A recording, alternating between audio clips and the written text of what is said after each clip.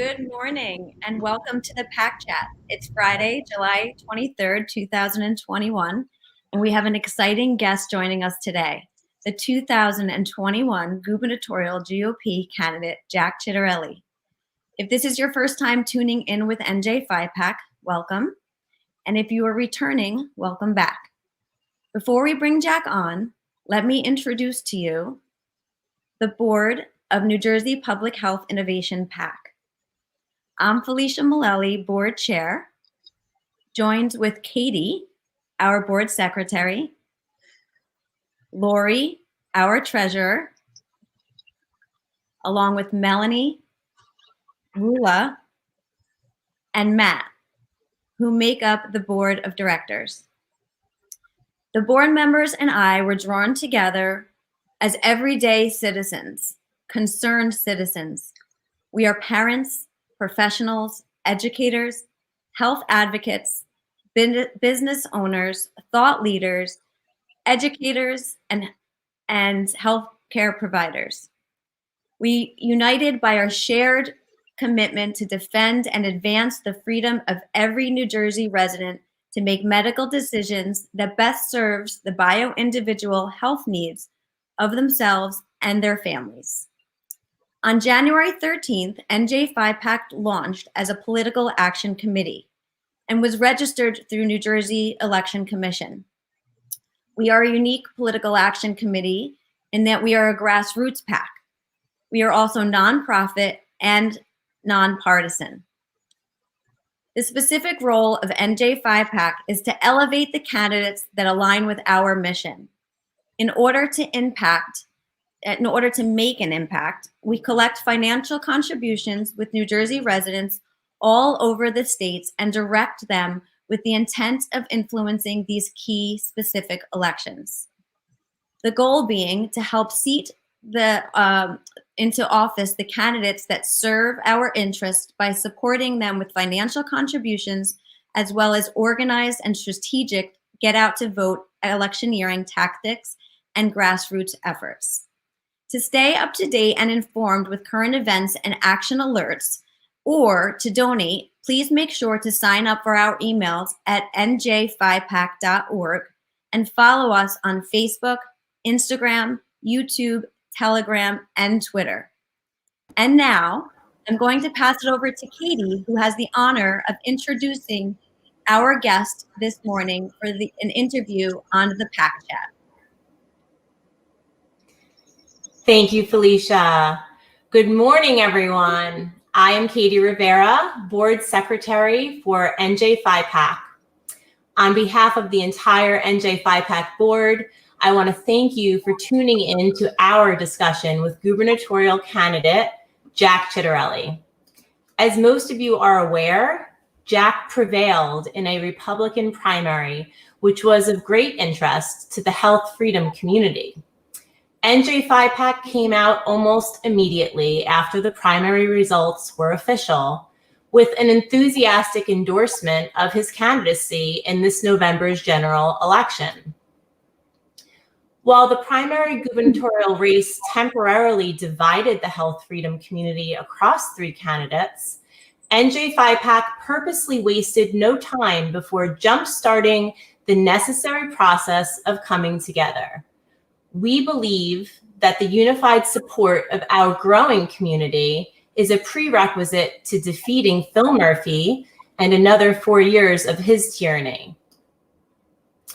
The board at NJPHIPAC began establishing an open dialogue with Jack and his team regarding issues most relevant to our community back in Q1 of 2021. Throughout this process, we learned that not only was Jack interested in discussing our concerns, but he also shares those concerns himself.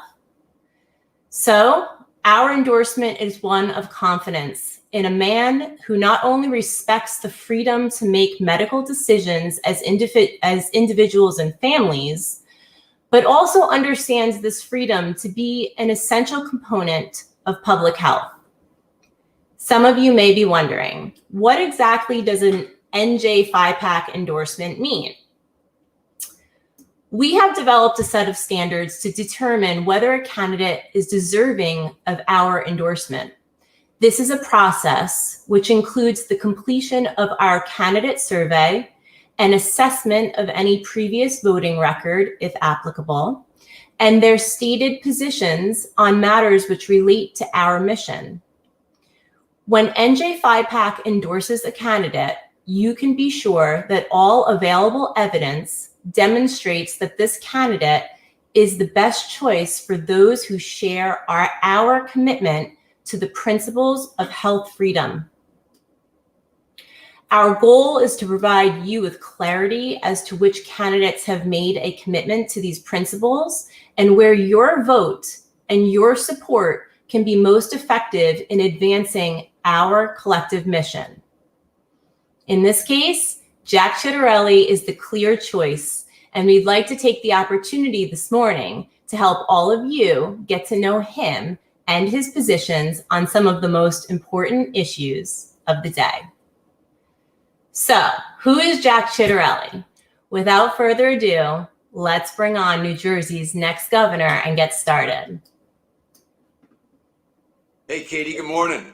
Hi, Jack. Good morning. Thank you Thanks for having joining. me. Oh, thank you for joining us. Thank you so much for being here. I want to start off this segment with questions that will allow our viewers the chance to get to know more about you. Beginning with, can you tell us who were you born to and where? Do you have any siblings? And how would you describe your upbringing? It was a wonderful upbringing. I grew up in a little town, a little Italian enclave, really, Raritan, New Jersey, in Somerset County. It's where my grandparents immigrated about 100 years ago, and was one of 4 children. My dad worked for Public Service Gas in the street department for 38 years. My mom worked on the line midnights for J&J at one of their plants. There were a number of years they owned a restaurant. If you have any members that are from the Somerset County area, they may be familiar with Espo's in the 60s and 70s. That was Anthony's. We sold it to the Espositos. My mom worked midnight. She ran the restaurant bar by day. My dad worked by day. He ran the restaurant bar by night. It was a magnificent middle-class upbringing, and you couldn't miss Sunday dinner. And, Katie, I want to be perfectly transparent with all your members. In our house, it's never sauce, it's gravy, and it's never pasta, it's macaroni. So I went through the public school system and then attended Seton Hall University. So I've never left New Jersey. I earned my bachelor's in accounting, my master's in finance at Seton Hall, passed the CPA exam, and then found out that I hated accounting in practice. But the blessing was that one of the clients at the firm was a small family-owned publishing company. I went to work for them. And when they sold it a few years later, I started my own and had a great success in the 1990s, sold it in 98, tried retirement, failed miserably. My wife told me, you need a hobby. I'm not it. Get a job. And so I started another company in 2000, sold that in 2017. And my wife and I married 27 years. We have 4 magnificent children, all in their 20s. And I've also had the privilege of serving at every level of government, 2 terms at the municipal level in Raritan Borough, where my grandparents immigrated, and then 2 terms as a county freeholder in Somerset County a few years later. And then a few years after that, they asked me to run for state legislature. I served 3 2-year terms. I've always term limited myself, didn't take the pay or the benefits.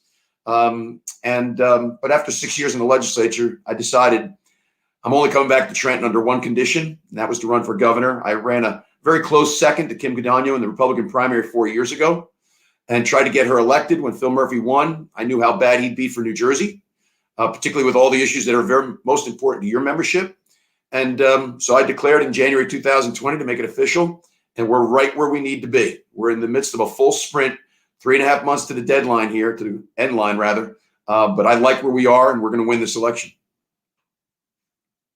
Amazing. Thank you for so much of that detail. It sounds like a beautiful upbringing. And I wanted to also ask you, just going back to your family, what would you say is the most important family value your parents instilled into your upbringing?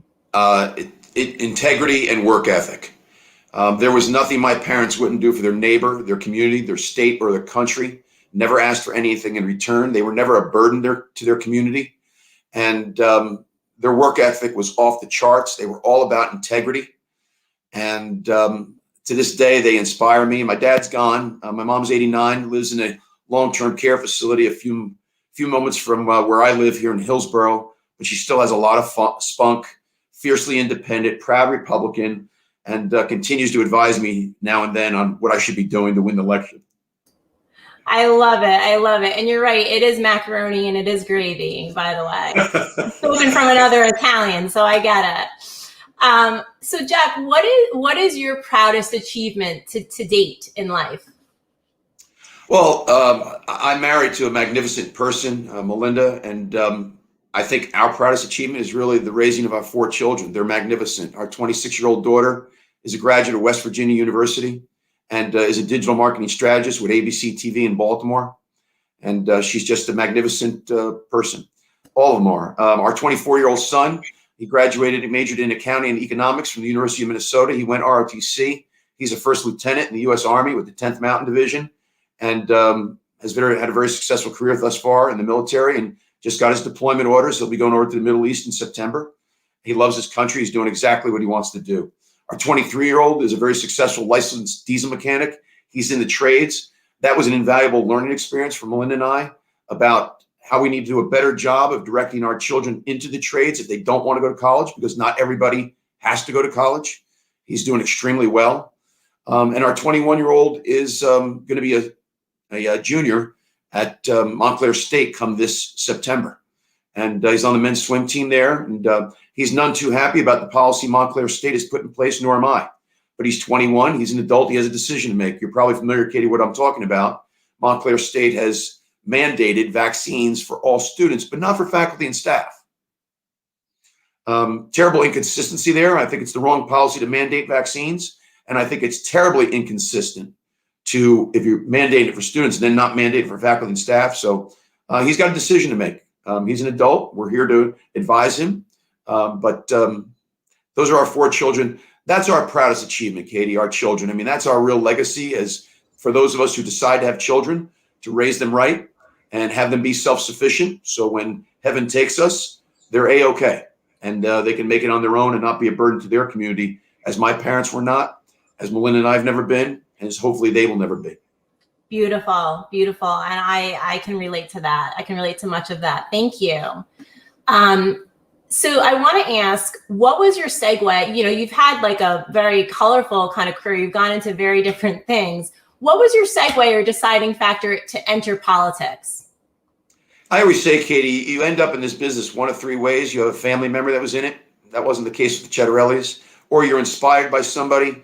You know, my generation, I'll be 60 this year. A great many of us were inspired by Ronald Reagan, my parents' generation, John F. Kennedy, younger people today, others. That wasn't what it was for me. It's what happened for me was the 3rd way. I came home from college and somebody recruited me into the business. The mayor of the town at the time was a lifelong friend of the Ciatterellis. And he came to the house, I'll never forget it, one day, and he said to me, MBA, CPA, lifelong New Jerseyan, lifelong Raritonian, we could use you on the borough council. What's your party? I said, well, listen, I'm Abraham Lincoln is my idol. I'm a Republican. And he said, great, I'm a Republican, sign here. So I signed there.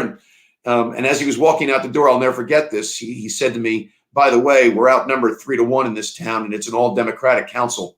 I said, well, you're a Republican. He said, yeah, but I own a bar and everybody gets a shot and a beer in election year. So I won that election. And 3 years later, won by the largest plurality in the history of the borough. And within 2 cycles, we were a 6-0 Republican council, because I think we did a better job of listening to the people, knocking on doors, and talking about how we're going to solve people's problems. And it was a great way to start into politics. So that's how I got started. And I did my 2 terms, left. 10 years later, they asked me to run for county freeholder. Did my 2 terms, left. And then they asked me to run for a state legislature. And when I got a glimpse at Trenton, that's when I said, I'm coming back here under only one condition: to sit in the executive branch and effectuate real change for New Jersey. I love that. And that leads me to my last question, Jack, before I turn you over to Melanie. So we've spoken before, and you have mentioned that the governor role is not a stepping stone to get you to your next political rung on the ladder, going as far to say that governor is the last rung up for you. You shared that you have had a colorful and successful career across a myriad of roles, and becoming the next governor of New Jersey is not a role of need or necessity for you. So Jack, If it is not any of these reasons, tell us, what is your why? Why do you get up each day and devote presumably the majority of your time to becoming New Jersey's next governor? Katie, I appreciate you bringing that up. I mean, nobody's been more fortunate than I have. Listen, I'm not going to deny I've worked my butt off. I always have. And I do that to honor my parents who, all those hours owning a restaurant, my mom working midnights, my dad working in the ditch for 38 years. I owe it to them to work my butt off, and I do at everything I do. But this isn't a job I need. I mean that with the most humble of terms. I've already had the best titles in the world: son, brother, husband, father. I've been an owner CEO. We've been very, very successful because of all of our hard work. And I also, as I said, I do not want to go to Washington. I tell people straight up, this is not about me being president, which makes my wife very happy. It's not about me being U.S. Senator. This is about New Jersey. This is the state I love. It's broken. And we've got a governor here that is not only making things worse, but he's taken away all of our freedoms, including parental rights. And you guys have heard me speak out in the last couple of weeks about the changes that he and his wife have made to our public school curriculum. And I tell you, this goes against the grain of parents. I will tell you very honestly, I feel very lucky today that Melinda and I, our children are not in school having to put up with what's going on. But that doesn't mean I'm not going to advocate for those that have children and what's going on. And this public school curriculum is wrong. So why do I get up and spend the majority? Katie, I'm going to be selfish for a second and say it's not the majority of my time. It's all my time. They're 18-hour days, and I spend 6 hours sleeping. But we can win this race. All we have to do is put in the right kind of effort, generate the right kind of energy, and we will win. We've won these races in the past. But I'm just very, very passionate about New Jersey because it's been so good to the Ciatterellis. But I'm also furious at how broken it is in so many different ways, fiscally and socially. And we can fix it. And I really believe a majority of New Jerseyans agree with us. And many times people don't know what they're looking for until they see it. Many times people don't know they don't like something until they see it. And I'm telling you, a majority of New Jerseyans don't like what they see out of Phil Murphy, his fiscal policies and his social policies. And so that's what this election is all about. And I'm excited. Thank you. Okay, and I think we're going to bring on Melanie Dragon. She's going to take over for the next set of questions. Thank you so much, Jack. Katie, thank you.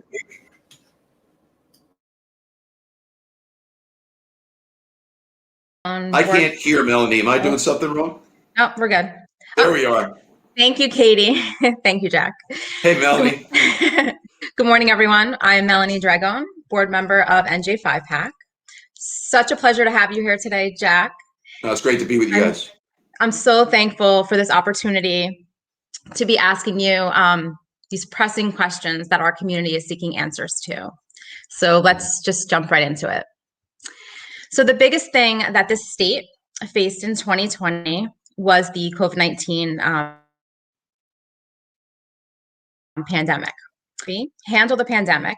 What would you have done differently? And what will you do going forward? The governor is responsible for public health and safety, so I'm all about saving lives, but I think we also have to focus on saving livelihoods.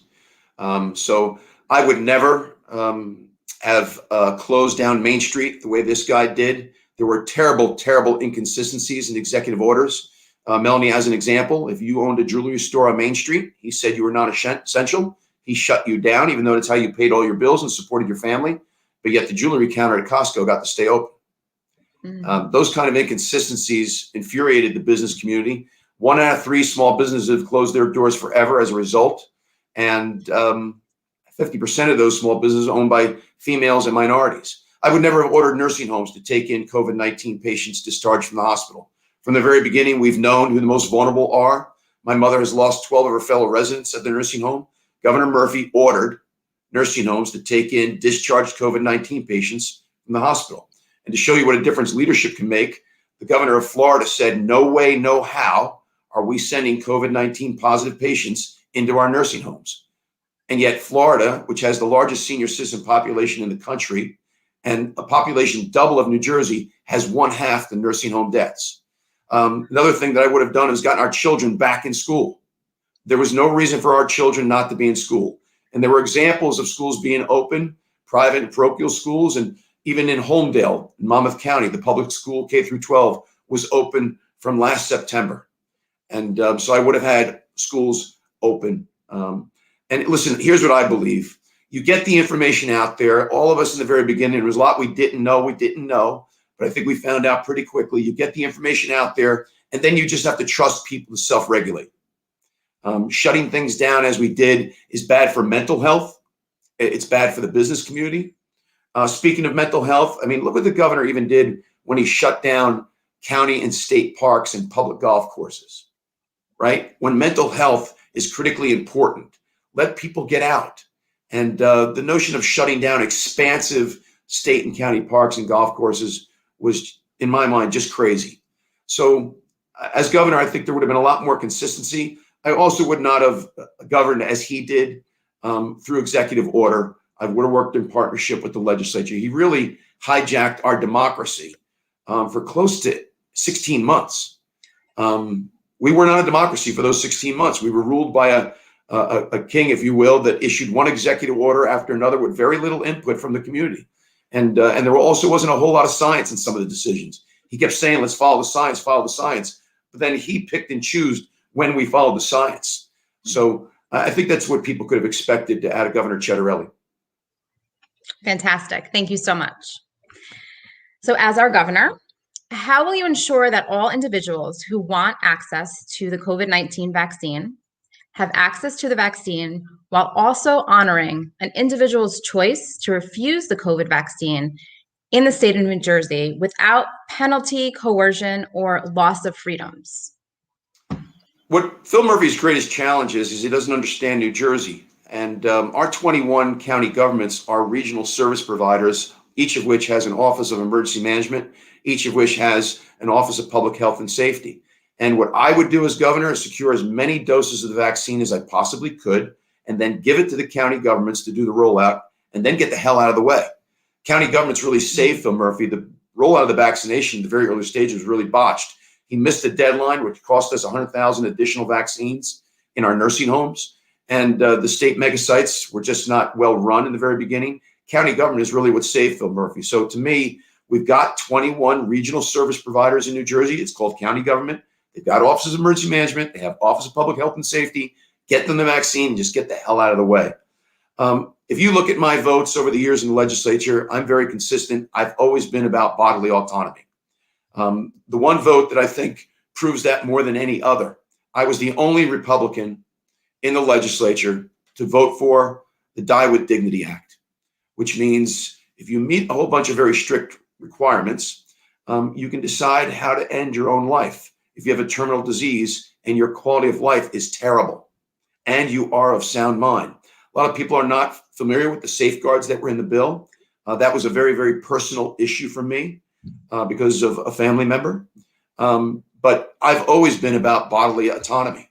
And I find it inconsistent when people like Phil Murphy support things like my body, my choice, but then that's all of a sudden not the case when it comes to things like vaccines. That seems like a terrible inconsistency to me. So I've always been about bodily autonomy. I've always been about medical freedom. I've always been about vaccine choice. I don't think government has any right to tell any individual they have to take a vaccine or a medicine. Thank you. So will a COVID passport or any other marker or material be used to track New Jersey residents' medical status under your administration? Absolutely not. It's an invasion of privacy, and I believe it's discriminatory. And by the way, Melanie, let me also say that as governor, and I've shared this with a great many of you on a one-on-one basis and in group settings, I will create what's called, it's a very difficult word to pronounce, ombudsman, which is another way of saying an advocate. We have a public advocate on the consumer side to make sure consumers aren't screwed when it comes to buying products in the marketplace. I believe we now need an ombudsman, an advocate who's a member of my administration that will work in the Department of Health, and their only responsibility will be to protect parental rights. That's amazing.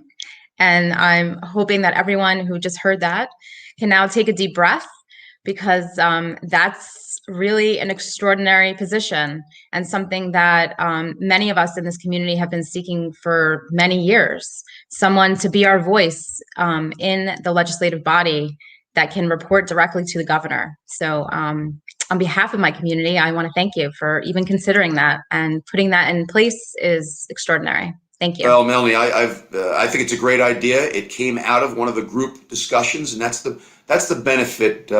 Listen, what I've always said to people is that the only person you're going to agree with 100% of the time is the person you see in the mirror each morning. My wife and I don't always agree, but we don't blow up the house, right? We coexist happily, even when we disagree. And so, but the primary job of an elected official, and particularly a governor who's representing 9 million people, is to listen. And so by going into these group settings, I always find it dynamic. And when we sit down and talk about these issues, what emerged from one of the discussions was, you know what we need? We need a parental rights advocate in the administration that has a seat at the table, an ombudsman, if you will. And I see that person not only just focusing on parental rights with regard to things like vaccines, but parental rights with regard to what's going on in our public school with the public school curriculum, which I think is harmful and dangerous to our children. There are things that Phil Murphy is pushing for teachers to do that is almost the equivalent of telling you to abdicate parenting. We're not going to abdicate parenting. We're not going to encourage parents to abdicate their role as parents or their responsibilities. There's things our schools should do, and there's things that parents do. And under my administration, that will be the case. Fantastic. So as of recently, Governor Murphy has left student school day masking requirements in the hands of each individual district's Board of Education. What would your position on school day masking in New Jersey be as governor? As governor, what I would say is that masks are completely optional and left up to the parents as to whether or not a child, and that's what I would be saying. You know, the challenge we have, Melanie, in New Jersey is our blessing is our curse. Our blessing is we've got 565 municipalities, 600 school districts, and that smallness enables people to get to know their mayor extremely well, their police chief well, their superintendent well, their board president well, and we kind of like home rule. But the challenge is that when you just kind of leave it up to the 565 towns and the 600 school districts, you end up with this patchwork, right? Because you've got all these different people heading up all these very important boards. But here's what I would be saying as governor, that it is optional. It's up to the parents. Now, I might get a lot of backlash from people who say, listen, we want to decide for ourselves in our community. Well, if that's the case, here's what I'm advocating for as governor. There should be no mask mandate for children in our schools. I think it should be completely optional, left up to parents. So as I go around the state, we'll see whether or not people feel the same way, that you want that to come directly from the governor as an executive order. I don't think it's the kind of thing that should be legislated, but is an executive order. But I also don't want to be starting getting heavy-handed, just as Phil Murphy was. So I do think if we're going to leave it up to local communities, we've got to go to our Board of Education meetings and speak up, the way we did recently in Morris County in Randolph Township when they tried to take holidays off the calendar. Yes. 2,500 of us showed up, and guess what? They reversed their decision. Mm-hmm. Yeah, I think more and more parents are paying attention to all of these issues. And so this conversation is vital. Thank you. And Melanie, the other thing I think is a very, very positive sign, we've got more people running for Board of Education positions than ever before. And so, you know, what I always tell people is get involved. And if you're upset, run for office. I mean, that's the way to really effectuate change. Let's get some of our voices on local school boards with respect to any type of mask mandate for students or the changes to the public school curriculum. Definitely. Great advice. So switching gears a bit, roughly 2.5% of New Jersey families in New Jersey utilize the religious exemption. Recently, parents in neighboring states like New York and Connecticut have had this religious freedom taken from them. In December of 2019 and January of 2020, New Jersey parents, in conjunction with key New Jersey legislators, stopped the religious exemption repeal bill from being heard on the floor of the Senate. It was a very close call. And New Jersey parents have anticipated the return of this bill ever since. If the religious exemption repeal bill is passed in the legislative body and came across your desk as governor, whether it was to tighten or to remove the religious exemption here in New Jersey, the $1,000,000 question that all of our viewers want to hear is, will you veto it? Yes, I've often said that I wholly support the medical exemption, the religious exemption, and I want to expand it to include a philosophical exemption. I do think there's some people that use the religious exemption wrongly, just because they don't want to be forced to have their children vaccinated. And so we need to give them another avenue. And also in so doing, protect those for whom the religious exemption is completely legit in every single way. So to me, the way to do that is to now include a philosophical exemption. But the answer to your question is yes, I support the religious exemption, I support the medical exemption, and I want to expand it to include a philosophical exemption. Wow. So another positive legislative piece that everyone should be paying attention to and kind of taking another deep breath, because having been in New Jersey medical freedom advocacy for over a decade, hearing the future governor say that he's interested and open and seeking a philosophical exemption is incredible. And by the way, New Jersey, my understanding is, would not be the first state to do that. No. And so that always makes a very compelling case to look to other states as to what they're doing, right? I mean, Phil Murphy's always saying he wants to make New Jersey the California of East Coast, and whatever California does, he wants to do here. We're not California. We're New Jersey. And again, Melanie, I think what's really important is that when we go out, I'm sorry? When we go out. I said, I'll get you a copy of from another state. So absolutely. Duplicate it. And, when we go out and educate people on these issues, I think they better understand and they're in agreement with us. So even if you're someone who wants to be vaccinated, even if you're someone who wants your children vaccinated, I think when we go out and talk to people, they respect your right not to vaccinate your children or not to give your children X number of vaccinations in a very short period of time, right? So that's the way we need to go out and talk about these issues. And again, I think a majority of New Jerseyans agree with us. Yeah, I would hope so, especially in the climate that we're in right now, and what we're seeing and all the coercion that's happening, whether it be for an education, like you alluded to with your son, or for your employment. And it's getting scary, more scary than it had been previously. So we appreciate you championing a philosophical exemption. That's incredible. So there's also a bill in the legislative body that aims to lower the age of consent, allowing a child to override the decisions. What are your thoughts on legislation like this that aims to weaken parental rights? I wasn't familiar with that bill. Are you saying that the bill would allow a person under the age of 18 to overrule their parents on a health decision? To receive an HPV vaccine unbeknownst to their parent, yes. That's unacceptable. That's unacceptable. You don't reach majority until age 18. You're not a legal adult until age 18. I would never, ever support anything that circumvents the role of a parent prior to any person reaching age 18. Great. What legislation would you like to see championed to protect freedoms in the state of New Jersey, besides philosophical? Well, Melanie, that's what I depend on you guys for. So I'm all ears with whatever changes you feel need to be effectuated in the community by way of new legislation. I certainly would support legislation that codifies a philosophical exemption. So I think that's something where we can start. And certainly working with the legislature to create the ombudsman in the Department of Health that is there to advocate for parental rights.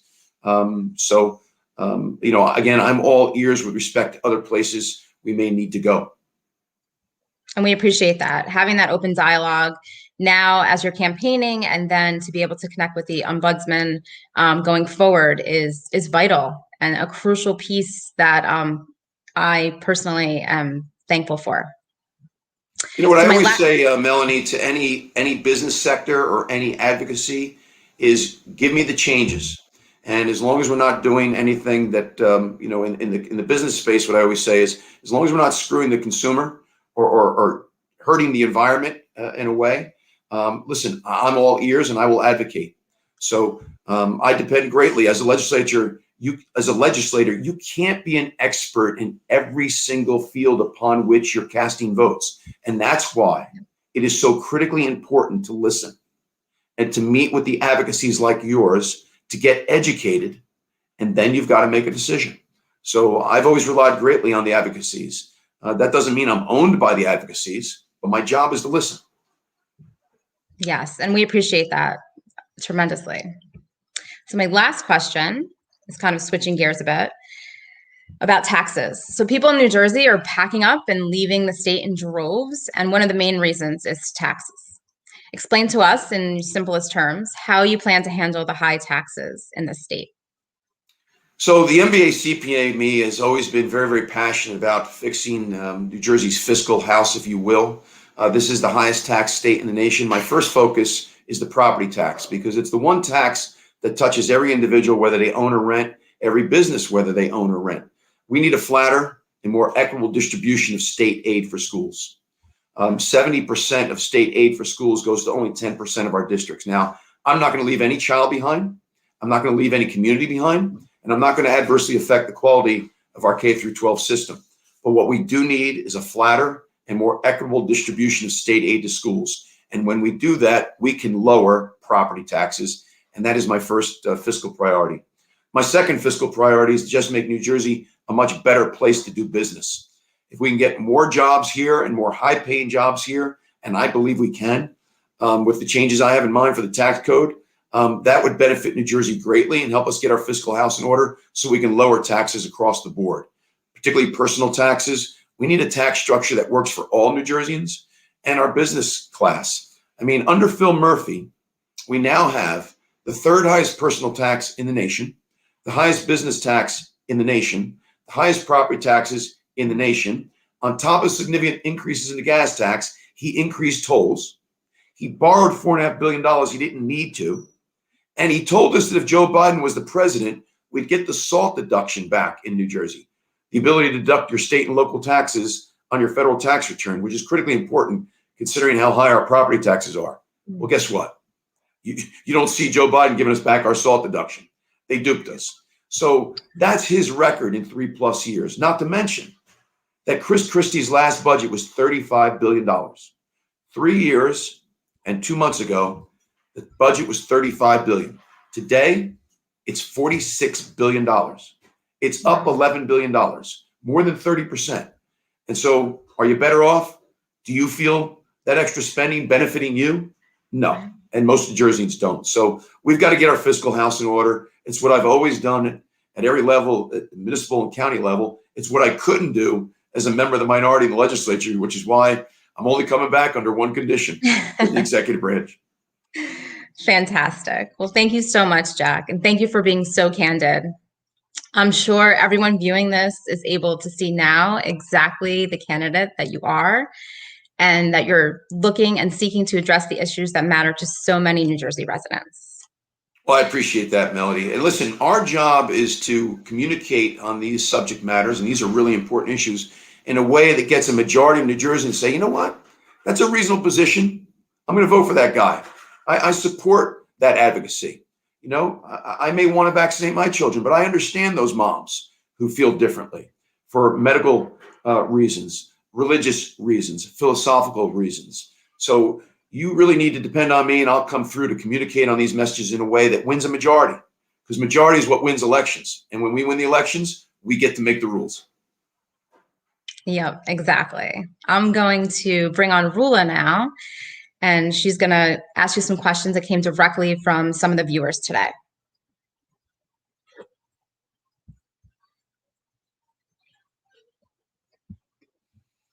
I think she's muted. Hi, am I good? Rula, you know, that mute button will get you every time. It only happens to me 3 times a day. Yeah, same. Maybe I'd probably go 4 to 5 times a day here. Thank you, Melanie. Hi, Jack. It's so Hello, nice. Rula. Good morning. How are you? Good morning. Thank you for being here. Great to be with you and your members. Yeah, it's been great hearing your views so far and your ideas for a better New Jersey. But now we have questions directly from the reason we are here today, the people of New Jersey. We have a wide array of questions that were submitted. So let's dive in. Great. The first question we have is from a resident in New Jersey, from Princeton. Her question is, when will hard-hitting ads be seen? You have you have years of mistakes, and I'm quote, this is not my word, this guy has made for fuel. So I used to represent Princeton when I was in the state legislature. It's a great community. And so as I've shared, I think with you, Rula, and some of your fellow leaders in the organization, you know, by law, you have to empty your treasury by the primary. Right. We raised more money than any gubernatorial Republican candidate in the history of the state. And not only did we win the primary, we matched Phil Murphy dollar for dollar. I think that's a very important fact because it shows the viability of my candidacy. We got 50% plus one in a 4-person race, not easy. And we won all 21 counties. I'm the first candidate on either side of the aisle to run for governor to win all 21 counties in over 100 years. And what that says to Phil Murphy in New Jersey is we're in it to win it. But you do have to empty the treasury with the money that we raised. So what you typically do, and Phil Murphy's doing the same thing, is you replenish the treasury in the first 6 to 8 to 10 to 12 weeks after the primary. And that's what we spend the majority of our time doing. And we're very successful so far. I'm very, very pleased with the fundraising effort. And so with that money now coming in, we'll be shooting our first commercial sometime soon. And in August, this person who asked the question will see the hard-hitting stuff that she's looking for. Okay, so August would probably be around the time that they should expect this, right? It's a magic date, August, some magic. Well, yeah, Rula, I mean, listen, as a campaign, you never want to give away too many clues as to what our strategy is. Right. But I will tell you that as you approach Labor Day and you get into September, the campaign really starts to heat up. To rev up. And people are really paying attention. So let's put it this way, coming soon. Okay, great, perfect. Okay, our next question is from Matt in Lawrenceville, New Jersey. His question is, given that many of our elected officials seem to cater to special interest groups that can afford to shell out large sums of money, how will you address this and ensure our government remains for the people? You know, it's a great question, Rula, because one of the things I always feel that's on people's minds, two things. Can a Republican win? Absolutely, a Republican can win. We've won 6 of the last 10 governor's races here in New Jersey. In fact, no Democratic incumbent governor has been reelected since 1977. Jim Florio, Jim McGreevey, John Corzine were all one-termers, and every one of our guys has been a 2-termer. The other question that's always on people's minds is, you know, are you going to have enough money? Absolutely. We matched him dollar for dollar in the primary. We both have to file ELEC reports every couple of weeks. We're matching him so far here in the general. We'll have more than enough money to win the election. Do special interests weigh in? Sure they do. NJEA in the last 5 years, the teachers union, has given Phil Murphy $10 million. Now, I want you to think about that for a second. If you take $10 million and divide it by the number of teachers, hardworking middle-class teachers, and give it back to them, they probably wouldn't have to buy groceries for a month. And a great many of them aren't happy that their union dues is being used in that way. But know this, campaign Ciatterelli is going to have more than enough money to win the election. And what matters more than money is the candidate, the energy, and the message. And case in point is 12 years ago when Chris Christie beat John Corzine. John Corzine had $48 million. Chris Christie had $12 million. Chris Christie won. We have more than enough money to win this election. Okay, great. Our next question is from Dave in Fort Monmouth, New Jersey. How do you answer the question of some people saying that you are a rhino and will be part of the same old system that doesn't ever really change the status quo? Well, listen, the thing about this business is there's a lot of name calling that goes on, particularly these days. I will tell you, in 27 years of happy marriage, I've been called worse than a rhino. So no, you don't have to comment on that, Rula. Yeah, I hope not too much worse, right? What's worse than a rhino? Hey, listen, I stand by my conservative bona fides. I was awarded the Taxpayer Hero Award when I was in the state legislature by Americans for Prosperity. I've been always endorsed by the most conservative columnist in the state, Paul Molshine. And, you know, from the discussion that I had at the very beginning with Melanie, I think my positions have been conservative. You know, what's interesting about conservatism, I've never felt there's anything conservative about government getting involved in the most personal of decisions. Right. You know, I'm kind of a Thomas Jefferson Republican, out of my pocketbook and out of my bedroom, which was his way of saying, get out of my house, which is another way of saying, get out of my personal decisions, like vaccine choice, for example. Government has no role. And I've always been very, very consistent in government not having a role whatsoever in the personal decisions that we have to make in life. I think that's conservative. I sleep well at night. I stand by my conservative bona fides, and we'll see how we do in November. And I think we're going to do well, quite frankly. But listen, I think that there's always going to be those that call you names. That's the nature of this business. I don't do that. I don't call other people names.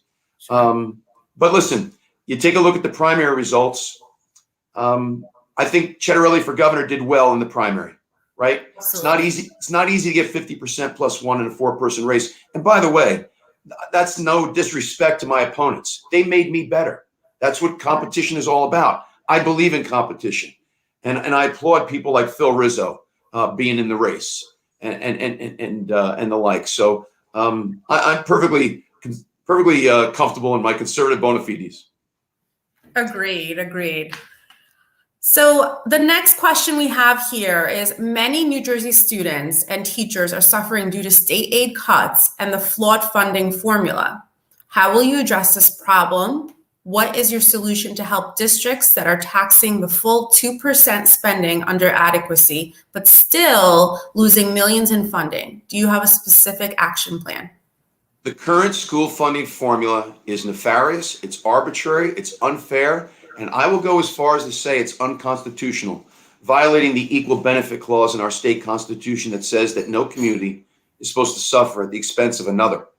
And so under Governor Ciatterelli, we will have a new school funding formula, one that I believe will pass muster with the state Supreme Court. And if necessary, let's go before the state Supreme Court, because there's a lot of things they don't know about what this current school funding formula does. For example, I recently had a cutout from the real estate section of the Sunday newspaper where a $1.1 million home in Jersey City pays only $10,000 in property taxes.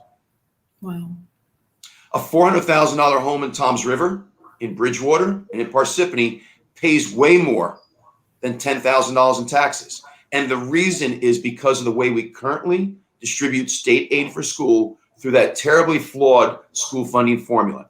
This is what the Supreme Court doesn't know. In theory, every $400,000 house around this state should pay about the same in school property tax, but it doesn't. And that's unfair. Right. I think it's unconstitutional.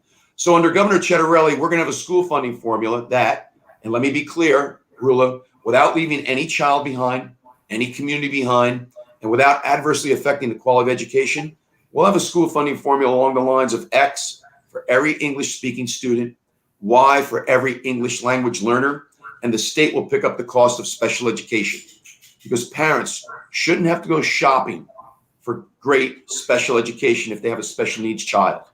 And that's the case today. And I think that's unfair. Right. I mean, so what you just spoke to right now doesn't only affect teachers and students. I mean, this affects every tax-paying citizen in New Jersey. So thank you for providing some clarity there. And Rula, if I may, only in Phil Murphy's world do you increase the budget by $4 billion and then cut aid by $5 million to Toms River School District. You've cut aid to more than half of the 100 county school districts have had their aid cut in a budget that went up $4 billion.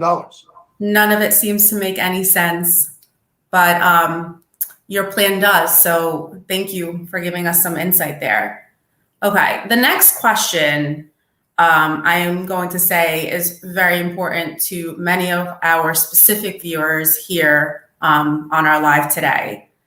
So the question is, the autism rate continues to climb in New Jersey. Currently, 1 in 32, 3.1% New Jersey 8-year-olds are diagnosed with autism, and 1 in 20, 5% New Jersey 8-year-old boys are diagnosed with autism.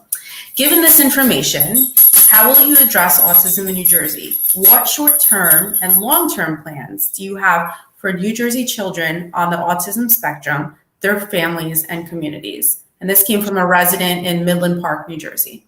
So the short-term plan is twofold. First is to make sure, and you just heard me say that the state is going to take over the cost of funding special education throughout the state for all special needs students to make sure they're getting a quality education. That's a short-term proposal under Governor Ciatterelli.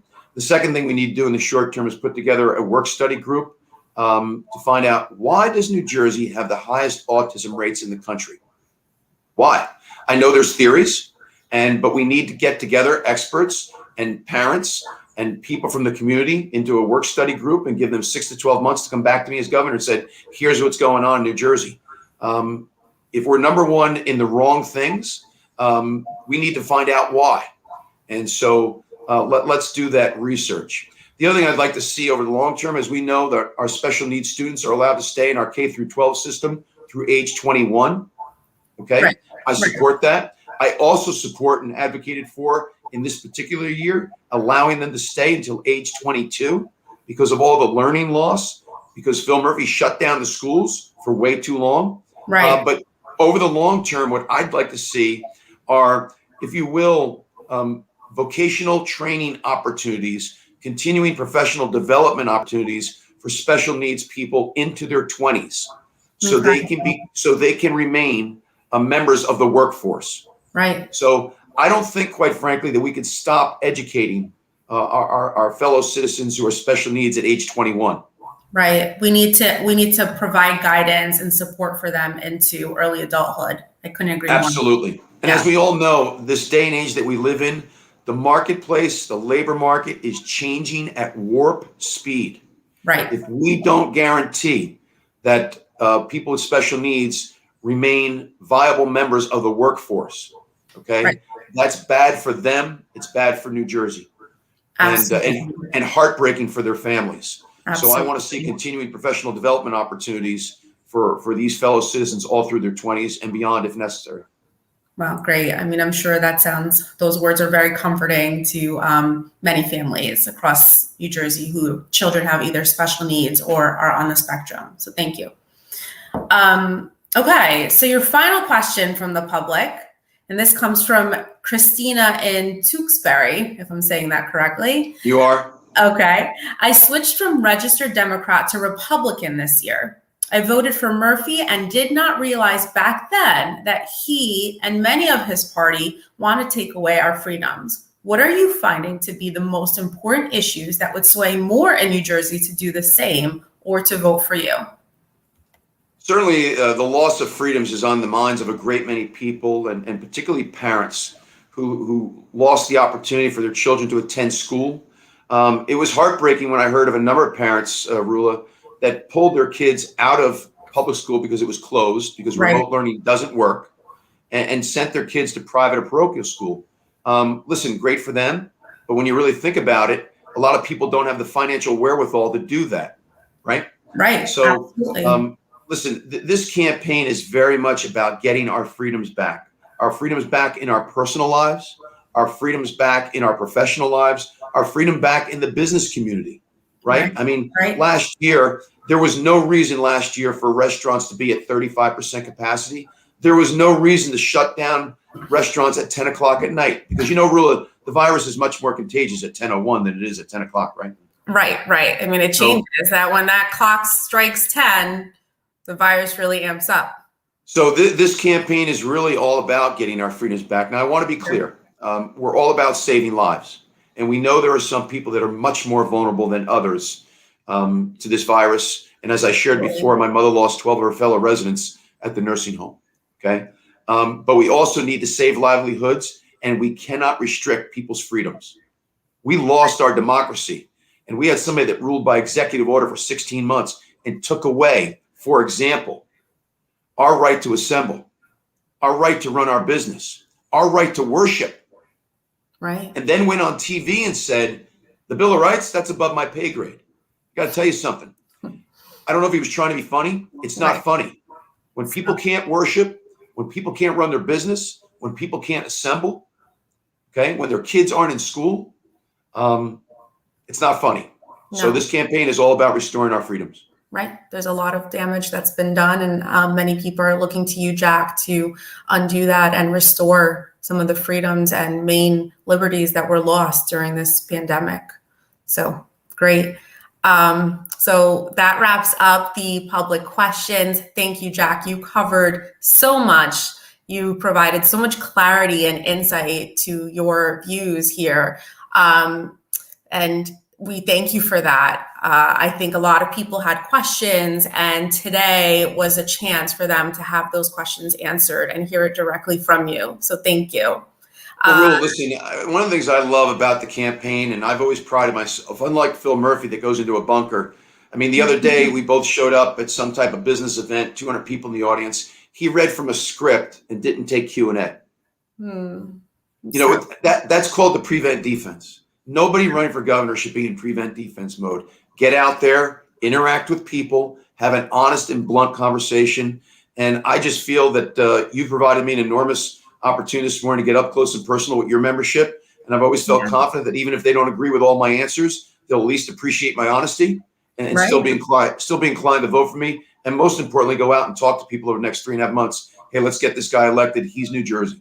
Yeah, and our community appreciates accessibility, clarity, transparency, and I think you've been all three of those. So thank you.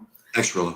Yeah, so we're going to switch gears a little bit. We're going to be a little bit lighter now. We're going to give the audience a chance to get to know Jack Ciatterelli, not the politician, the true Jack Ciatterelli. So we're going to ask him. Really, Rilla, did you have to use that word, politician? I had to. I'm sorry, Jack. But I know there's more to you than that. And everyone here wants to get to know you a little bit more. So, you survived the deep dive round. So thank you. So here's your first question. What was your first paid job in life? First paid job in life. Well, are we talking about full-time? No, first pay as far back as you can remember. It doesn't have to be full-time. Your first gig that got you $1. Yeah, but the first gig that got me $1 is I was in charge of all the umpires, and I was an umpire for all the baseball leagues in our hometown of Raritan. So we had 3 different leagues, Pony League, Little League, and Minor League, and I was the supervisor for the umpires. I did that all through my my summers while in college. Oh. And then once I graduated college, my first job was as a financial analyst with Dun & Bradstreet before going back into the accounting firm. Interesting. Okay. So second question, do you have any pets? Oh, you bet we do. I wish I can get him here. I think my wife has. I've seen him, your bulldog, or is it? Yeah, our bulldog. Yeah. Jordy's half English, half French bulldog. 45 pounds of just love and energy. And he's wonderful. You know, when you come home after another 18-hour day, and of course everybody's already in bed, it's 11:30 at night, and he's standing there at the door wagging his tail. He's just he's great therapy. He's been part of the campaign. I've seen him out there too, not only home. He's hitting the streets with you. Well, he's a registered Republican, Rilla, and I hear he's voting for me. You can tell, you see it. All right, next question. What is your favorite restaurant in your county? Well, certainly here in Somerset County, there's a great many restaurants that Melinda and I enjoy. Certainly downtown Somerville, Wolfgang's is a favorite spot, and as is Uncle Vinny's in Raritan. So I'm going to give you, since I'm running for governor, I'm going to give you a tied for first on that one. Okay. You mentioned earlier that it's gravy and not sauce. So I don't know how in North Jersey will feel about that. But I was speaking to someone and I said, hey, I didn't see that you submitted a question for Jack. And she said, you know what? I have a really important question. And I'm thinking, what is she going to ask? And she goes, I need you to ask him if it's pork roll or Taylor ham. And no, it's pork roll. I mean, let's put this to rest. Pork roll and gravy. Oh no, that's French. That's French. Yeah. It's very French. And Rilla, I do want all the Italians out there to know it's not just gravy and it's not just macaroni, but we don't fry our meatballs, we bake our meatballs. But maybe that's because we do it 100 meatballs at a time. So. All right. I mean, listen, I think that people really wanted to know. So thank you. Okay. Who would you say your favorite president of the U.S. is or was? Very simply, Abraham Lincoln. And two, because he represents the great American story. I mean, this is someone that was born in a dirt floor log cabin and through hard work, upward mobility based on hard work, perseverance, was underrated his entire life. and then became president at probably the most perilous time in our nation's history, and set the nation on a different course by upholding the Constitution, ending slavery, and just an inspiration to me in so many different ways. I've read nearly about 14 or 15 books. I'm reading Team of Rivals right now, and I just find him an extraordinary and compelling character in American Agreed. history. It's shocking that there's a cancel culture with Abraham Lincoln unfolding, but I agree with you. He is also one of my favorites, and I don't know how you can dispute that. He did. Well, really, if I may just go off on a tangent for a second with the cancel culture, listen, in the history of time, no nation has been perfect, but there's one nation that has the most perfect of ideals: life, liberty, and the pursuit of happiness. We hold these truths to be self-evident, that all are created equal, endowed by their creator with certain unalienable rights. The ideal of America is great to this day, and it's up to us to sustain that. This is the only country in the world that everyone else wants to come to. And so no country's been perfect, but that doesn't mean the ideal of America isn't perfect. And it's our job to make this country better every single day. And I think you and your members, I know, work toward that. Well said. Thank you, Jack. Okay. Next question. Which season do you prefer? Summer, winter, spring, or fall? Well, listen, I'm a Jersey Shore guy. We've been down the Jersey Shore our entire lives, the last 23 years on Surf City. And we just love the Jersey Shore. There is nothing like a day at the beach where we're all just hanging out, come back up to the house, have our cocktails, barbecue, talk into the night with the ocean in the background. There's nothing like summer in the Jersey Shore. And let me say this, really, it breaks my heart. In my adult lifetime, I don't ever remember there being curfews along the Jersey Shore. We now have boardwalks and beaches that are shutting down at 9 o'clock at night because of unruly crowds. And our local police are not even allowed to do the job the way it needs to be done and the way they used to do it because of Phil Murphy's directives. This isn't New Jersey. 9 o'clock curfew on boardwalk.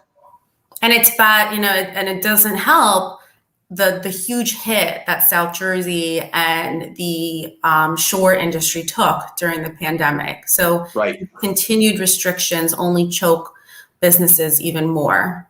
So absolutely. Yeah. You're one of those businesses on the boardwalk and they're putting a curfew at 9 o'clock. This isn't New Jersey. The Jersey Shore in summertime is a sacred rite of passage. And our governor's really done nothing to avoid where we are today. Even over the 4th of July, we're going to cancel family traditions like fireworks because we can't trust that these people showing up that are being unruly, and our cops aren't allowed to do their job anymore because of the way these directives have been issued out.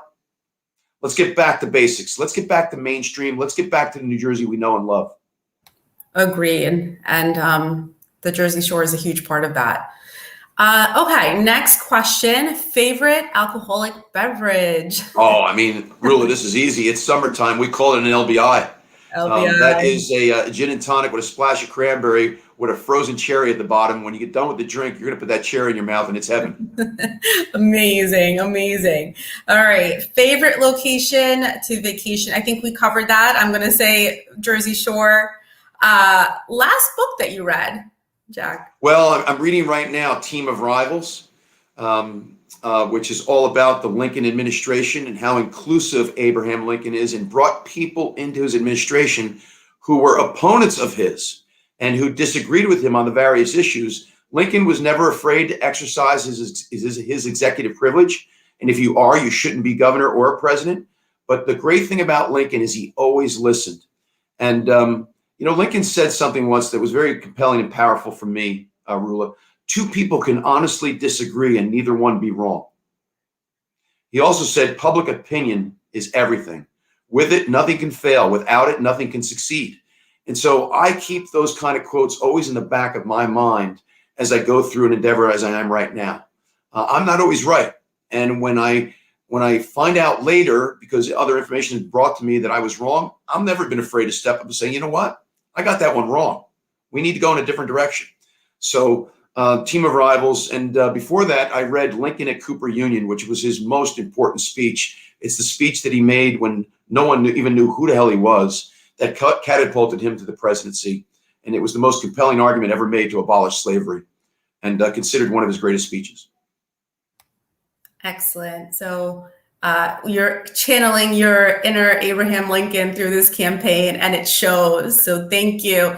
And that, actually, one last question. I thought that was concluded. Your first top priority in 2022, if you are elected governor. What a lot of people don't realize is you get sworn in January, and in February, you have to make the budget address that then will be debated by the legislature for the budget to take effect on July 1st. Okay. So I want you to think about that for a second. The budget right now is in the billions. It's $46 billion of taxpayer money. And I have about 6 weeks to put together a state budget and then make a budget address. And I'm telling you that I'm not going to wait till I'm sworn in. November 3rd is the day after Election Day. And after we win, Rula, I will begin to formulate my first budget because I need more than 6 weeks. Okay. And in that first budget will be a new school funding formula. And in that budget will be significant changes to our tax code that makes New Jersey a much more compelling place to do business so we can create more jobs, a more robust economy, so we can lower taxes across the board. I don't believe in raising taxes by raising tax rates. I believe in raising tax revenues by expanding the base with a more dynamic economy where everyone does better.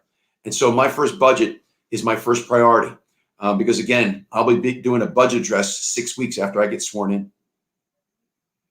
Right. And of course, Rula, the day I'm sworn in my cabinet will be the ombudsman who will be the advocate for parental rights, including vaccine choice in my Department of Health. We love that. That is a missing seat in the current legislature, and we appreciate that you intend on giving a voice for our community underneath Jack Ciatterelli as governor. So thank you. That really concludes my questions for you. Thank you, Jack. You've been an excellent sport. You were very transparent. You've added so much clarity, answered a lot of questions here. I'm sure that wasn't easy. Well, for you, it may have been, but we really, truly appreciate it. The viewers appreciate it. And we can't thank you enough.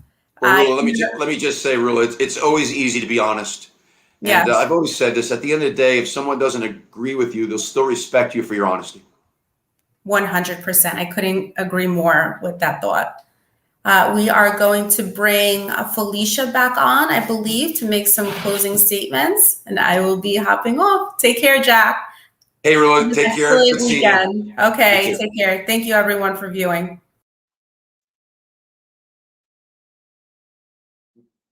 Mute button.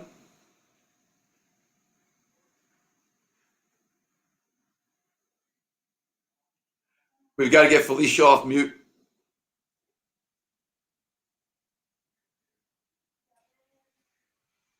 All right. Yeah, we'll get that straightened out. I was wondering where you were. I didn't know you were the closer. Yep, I introduced you, and I'm coming in at the end to seal it all up with a pretty bow. So, well, there you have it, ladies and gentlemen. Jack Ciatterelli. Thank you for joining us this morning, Jack, and again with such candor and openness. Before we wrap up the interview, we wanted to bring you back on the floor to ask you just if there's any last words you wanted to seal up for our listeners. Felicia, all I'd like to say is that number one, thank you. I really enjoy this kind of back and forth, unscripted, candid discussion. It's the best way to get to know a candidate. I welcome it every single time. And the second thing is, let's win. Let's win. I'm not on a fool's errand here. I'm not the sacrificial lamb of the Republican Party. And you already know I don't want to go to Washington. I just want to fix New Jersey. We can win this race. And the best thing that anyone and everyone can do for me, there is nothing like the power of the personal testimonial. We've got 3.5 months left here. Your members are going to come in contact with a lot of people. And if we're only talking to the people, Felicia, in our comfortable little circles, they're already voting for us, right? We've got to get outside those circles. And you'll see me doing that throughout the campaign. I've always prided myself on going places Republicans typically don't go. We need to do that and talk about this year's campaign. So if your membership can talk it up over the next 3.5 months, I'm confident we can win. Oh, we're working on it. And we're here to support you. And thank you.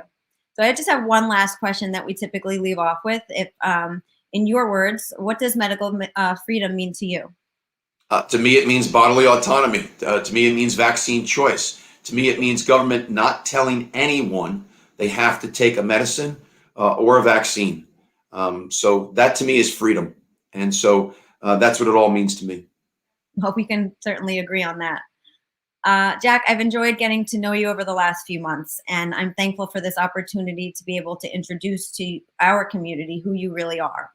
On behalf of myself and the entire board of NJPHIPAC, we wanted to again extend our gratitude to you for taking the time this morning on these very important topics.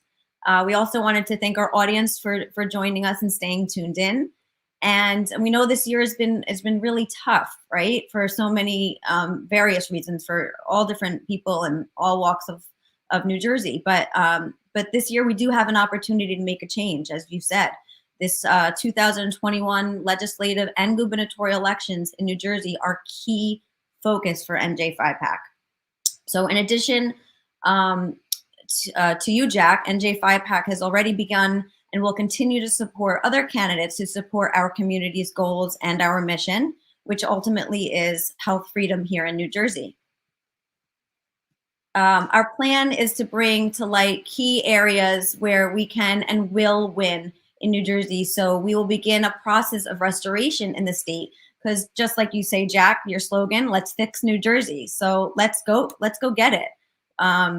If you haven't already donated to NJPHIPAC, we encourage you to do so at NJPHIPAC.org/donate. You can also donate directly to Jack by going to jack4newjersey.com. Is that correct, Jack? Jack4nj.com, and that's the number 4. Number 4 and NJ. Okay, thank you. NJPHIPAC is committed to bringing information directly to our donors regarding strategic ways to help us be successful in this pivotal, oh so pivotal election year. I wanted to say one last time, thank you, Jack. Thank you for taking on this race. We appreciate your dedication and campaigning across the state, and we see your diligence in getting out every single day. As you said, you sleep 6 hours an evening. I would crash. So thank you for everything you're doing to get to the residents of the state so they can better know you the way we do or have gotten to know you. Thank you for the opportunity to be with all of you leaders of PHIPAC and your membership and all those that are part of this advocacy. I also want to commend PHIPAC for the way it goes about doing its business. That's the way to advance in advocacy. I know you guys sit down with all legislators, even those that may not be in complete agreement with you right now. I think that's critically important. That's the way to go about your business and advance this advocacy and just advance the cause and to be successful over the long term. Absolutely. And I want to commend you. I think there's just one trait that I think is so amazing about you, and that's your memory and your ability to have this impeccable strength in remembering people when you meet them, and a defining character trait about them as well. I've commented to many people about that trait that you have, and I think it's a really strong testament of your ability and capacity to listen and retain information, and your ability to show how effective you're going to be in the gubernatorial position. So, Felicia, is that a very nice way of telling me to stop teasing Katie about her spreadsheets and PowerPoints? I've commented about that specifically. Yes, I think it's great. It's a gift, but it shows that you're listening and hearing you speak so candidly as well. You know that you've really listened to our issues and what's important to our community, and not only just learn from it, but are willing to act so strongly on those issues. And it's just very telling of the type of person you are. So thank you. I appreciate that. So I just wanted to wish you a wonderful weekend. Have a great day. To our viewers, we encourage you to please share this live on our social media channels. Let's get the word out. Let's get behind Jack Ciatterelli in the 2021 New Jersey elections. Thank you again, Jack. Felicia, thank you. And I got to tell you, when you say my last name, you nail it, Felicia. But then with your last name, you better. Absolutely. I hope so. All right, Jack. Thanks so much. Signing off from the PAC chat. Happy Friday, everyone.